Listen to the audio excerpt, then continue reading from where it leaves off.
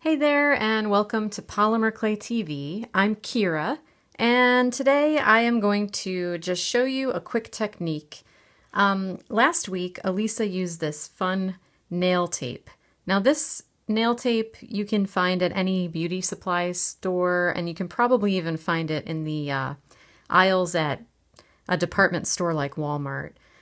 Basically, it's a thin tape that people use to put over their nails to mask off areas, or even to put underneath, like if you wanted to put it under liquid clay, you probably could, and I'll probably try that in another video.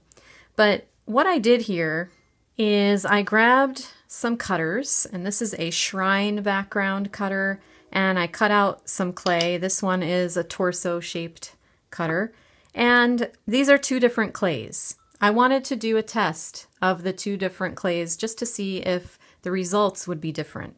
So this is Premo, it's white Premo, and this is white Sculpey Souffle. Premo, this is also clay that's already been baked. So the Premo has a more, it's not shiny, but it definitely has like a satin feel to it, whereas the Souffle has a tooth and a texture, and it's a little bit, I mean, that's why they call it souffle, right? It's got like a suede-like finish. So the two clays have different surfaces, and I'm going to use my Adirondack alcohol inks, and this color is Flamingo Pink, and this color is Pool Blue. And I have my little Ranger applicators that I like to use for this technique, and generally what I do here is I have a cool colored one for my blues, greens, and purples, and a hot colored one for my my reds and pinks and oranges and stuff.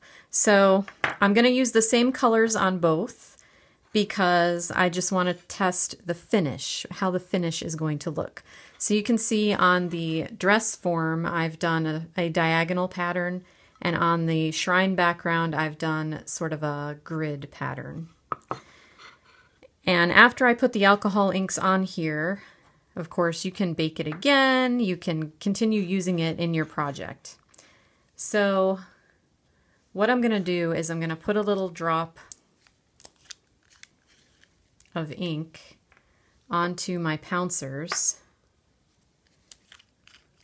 And I'm going to work fast and kind of blend them so that, and the reason I chose the pink and the blue is so that I get a purple where they touch, that kind of thing.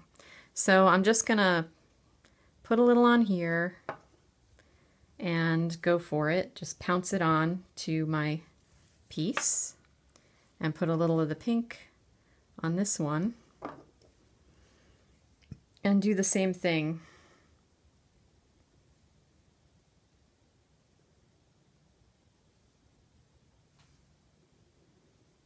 So where they come together, you get sort of this pretty purple color, and I'm just going to continue over here, do some on this one, and I'm wanting the ink to be sort of wet. I'm not being skimpy. I'm putting several drops on there so that it's kind of wet where it touches down.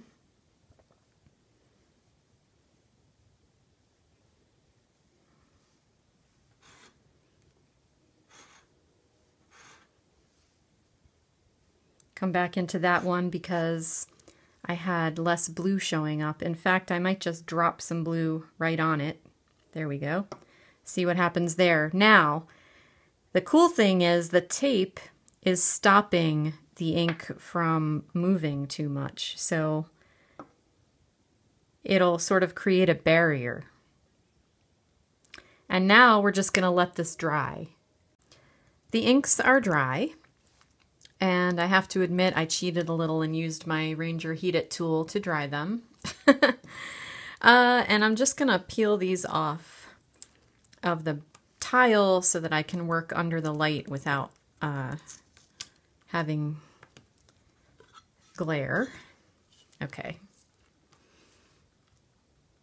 And I'm just going to peel off the tape and see what we've got. Ooh.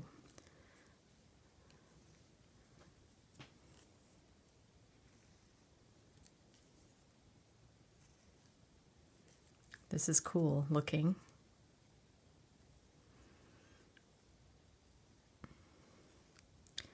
Okay, that's all the tape on this one. And you can see that the tape, even on the baked clay, makes a really nice, crisp, clean line. It sticks well. All right, let's take this grid pattern off of this shrine background. And I can already see one thing about the souffle that makes this technique a little different. So because the souffle has its own texture, it looks like it allowed the ink to get under the tape, and the tape actually couldn't make a full connection.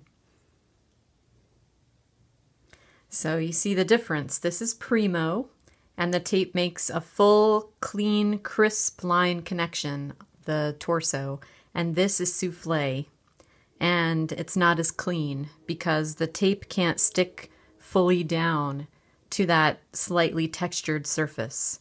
I don't hate it, but it didn't give me the crisp cleanness that I was expecting to get from trying that out.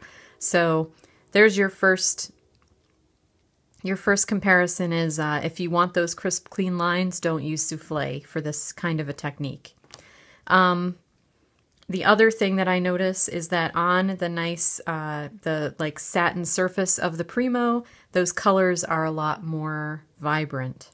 On the souffle, they're beautiful and soft, and they kind of sink into that soft cloud-like, velvet-like texture of the clay, as opposed to here where they're really standing off and they're quite shiny when dry. Alcohol inks can be like that. They kind of have a shine. And on the souffle, not so much. The whole surface is kind of satin. So there's another difference. So when you're dropping alcohol inks onto the surface of your clay, even if you're not using this tape technique, here's some insight into the differences in the surfaces. So now that these are the background pieces are actually baked already, you can continue creating with them after you put alcohol ink on them, or you can decide that you're finished. These, of course, are not finished pieces. They're just pieces that will be incorporated into some other artwork down the line. I hope you enjoyed this idea and this information about, now these are Adirondack inks, so I don't know if the same exact things would happen with like another brand like Pinata.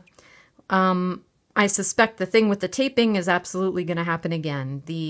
I didn't do anything different with my technique. I pressed them down the same way, and the souffle just has the texture on there that didn't allow the smooth untaping. Now, alcohol ink is a very liquidy substance. If I were using something else like pigment powders or a texture paste, something like that that's not so liquidy, I'm sure the tape would have masked off nice clean lines just fine.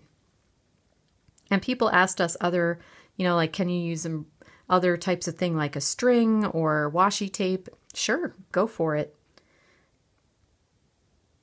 If you want to share some more ideas and see what people are making, come on over to polymerclaytribe.com. That's our Facebook group. There's over 13,000 people in there right now. And it's always growing, and we love to share and compare notes and see what people are doing. So have a great week, and we will see you next time on Polymer Clay TV.